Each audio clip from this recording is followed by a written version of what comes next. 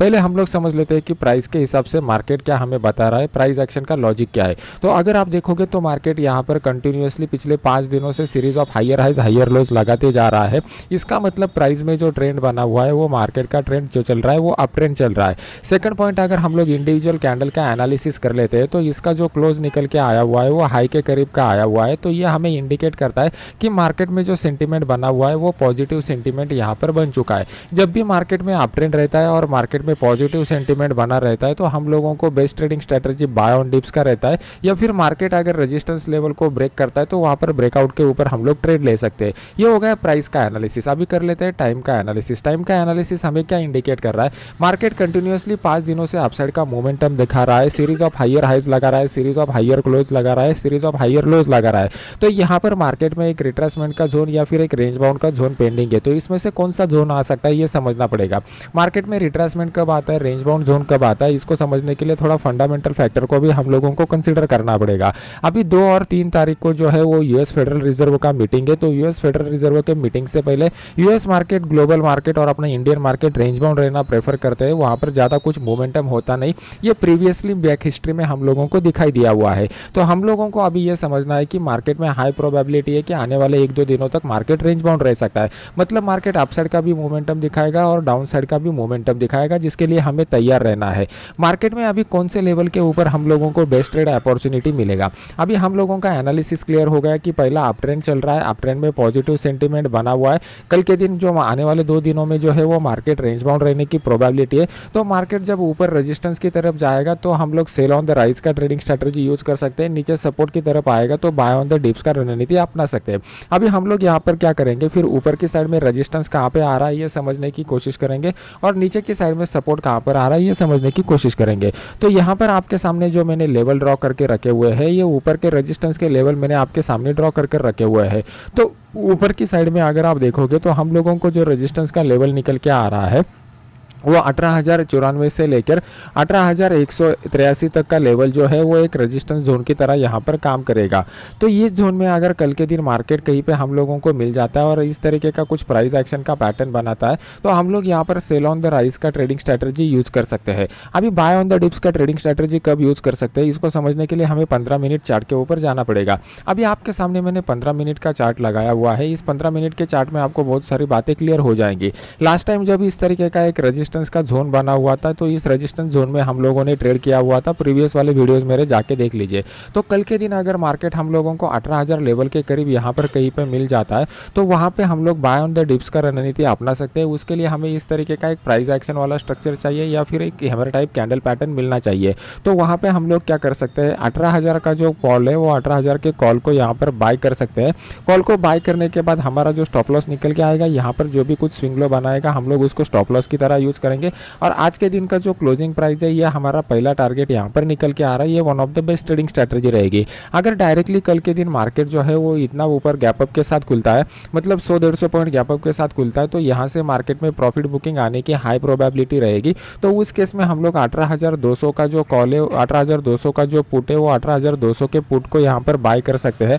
लेकिन ये जो ट्रेड रहेगा ये काउंटर ट्रेंड ट्रेड रहेगा। इसमें हम लोगों को एकदम क्विक प्रॉफिट बुक करना पड़ेगा क्योंकि मार्केट का ओवरऑल ट्रेंड अगर अप रहता है तो यहाँ पे जो एक हम लोगों को रिट्रेसमेंट का फेज देखता है, उस रिट्रेसमेंट के फेज में हम लोगों को क्विक प्रॉफिट बुक करना सबसे बेस्ट ट्रेडिंग स्ट्रेटजी रहता है। मैंने आपको ऑलरेडी बताया हुआ है कि मार्केट हमेशा इस तरीके के मोमेंटम के साथ चलता है। तो यहाँ पे ये जो इंपल्स वेव है और यहाँ पे ये जो रिट्रेसमेंट का वेव है, तो जनरली हम लोग ऑप्शन बायर है तो हम लोग क्या करते हैं, रिट्रेसमेंट का वेव कंप्लीट हो जाने के बाद यहाँ पर बाय ऑन द डिप्स का रणनीति अपनाते हैं।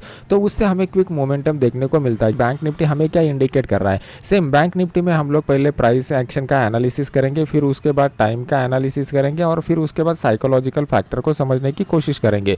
तो यहाँ पर अगर आप देखोगे तो सेम उसी तरीके से मार्केट अपसाइड का मोमेंटम दिखा रहा है। लेकिन यहाँ पर एक दिन हम लोगों को नीचे का रेड कैंडल वाला क्लोजिंग मिल चुका था, बाकी 3 दिन मार्केट यहाँ पर बुलिश हो चुका है। मार्केट में एक इंपॉर्टेंट 43,000 लेवल के ऊपर का क्लोज दिया हुआ है। तो ये 43,000 का जो लेवल है ये हमारे लिए अभी क्रूशियल सपोर्ट का काम करेगा। तो इस लेवल को हम लोगों को वेट एंड वॉच की मोड में रहना प्रेफर करना पड़ेगा। अगर मार्केट मार्केट 43,000 लेवल के नीचे आते हैं तो वहाँ पे हम लोग 43,000 का जो पुट है वो 43,000 के पुट को बाय कर सकते हैं। इसको बाय करने के लिए एक बात का आप ख्याल रखिए कि मान लो कि ये 43,000 का लेवल है और 43,000 का लेवल मार्केट अगर लंबा डिस्टेंस करके ब्रेक करेगा तो वहाँ पे हम लोग ट्रेड लेने के लिए इंटरेस्टेड नहीं रहेंगे। मार्केट अगर शॉर्ट डिस्टेंस करके ब्रेक करेगा तो यहाँ पर हम लोग ट्रेड ले सकते हैं, या फिर मार्केट यहाँ पर ट्रैवल करके कुछ टाइम स्पेंड करता है और फिर उसके बाद ब्रेक करता है तो भी हम लोग यहाँ पर ट्रेड लेने की कोशिश करेंगे। मैं डेली चार्ट का एनालिसिस, अभी टाइम एनालिसिस के हिसाब से अगर आप देखोगे तो एक वोलेटाइल कैंडल हम लोगों को देखने को मिल चुकी है। इस वोलेटाइल कैंडल में हम लोगों ने देखा हुआ है कि मार्केट ने लोअर प्राइस लगा के फिर से एक बाउंस बैक दिया हुआ है। मतलब यहाँ पर बायर जो है वो बायर एग्रेसिव मोड में बने हुए हैं और वो 43,000 के ऊपर और भी एग्रेसिव हो जाएंगे। लेकिन अगर हम लोग देखेंगे तो हम लोगों को ऊपर की साइड में एक स्ट्रॉन्ग रेजिस्टेंस लेवल देखने को मिल चुका है। इस स्ट्रॉन्ग रेजिस्टेंस लेवल को ऑलरेडी मार्केट ने 3 बार ब्रेक टेस्ट किया हुआ है। अगर मार्केट इसी फ्लो में इस रेजिस्टेंस लेवल को निकलता है तो ज़्यादा अपसाइड का मोमेंटम हम लोगों को देखने को नहीं मिलेगा, लेकिन मार्केट यहाँ पर कुछ टाइम के लिए कंसोलिडेट हो जाता है और फिर इस लेवल को निकलता है तो बहुत बड़ी अपसाइड का मोमेंटम हम लोगों को देखने को मिल सकता है। तो कल के दिन हमें कैसे ट्रेड करना पड़ेगा ये समझने के लिए हम लोग 15 मिनट चार्ट के ऊपर चले जाते हैं। अभी आपके सामने मैंने 15 मिनट का चार्ट लगाया हुआ है। ये 15 मिनट के चार्ट में ऊपर का जो जोन है ये हमारे लिए एक रेजिस्टेंस का जोन निकल के आ रहा है।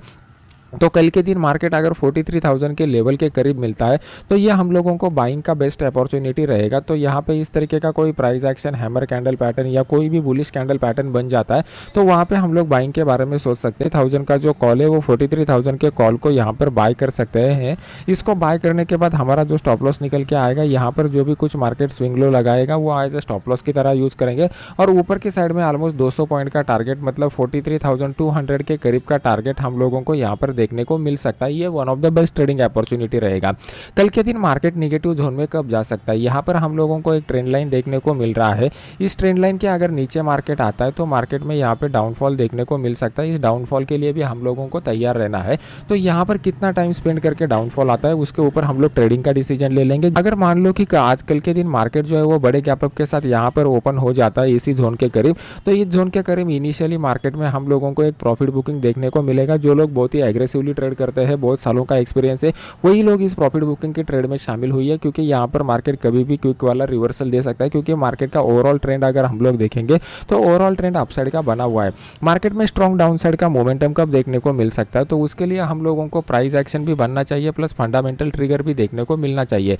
अगर आप देखोगे तो आपको यहाँ पर दिखाई दे रहा है मार्केट बहुत ही शार्प अपसाइड का मोमेंटम यहाँ पे दिखा रहा है।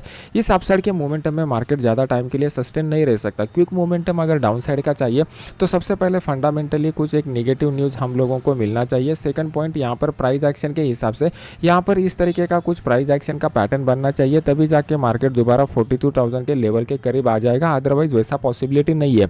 अभी इस अपसाइड के मोमेंटम को मार्केट को स्ट्रांगली कंटिन्यू रखना है, तो यहाँ पे कंसोलिडेट करके फिर ब्रेकआउट देगा, तभी मार्केट यहाँ पर स्ट्रांगली अपसाइड के मोमेंटम को कंटिन्यू रख सकता है।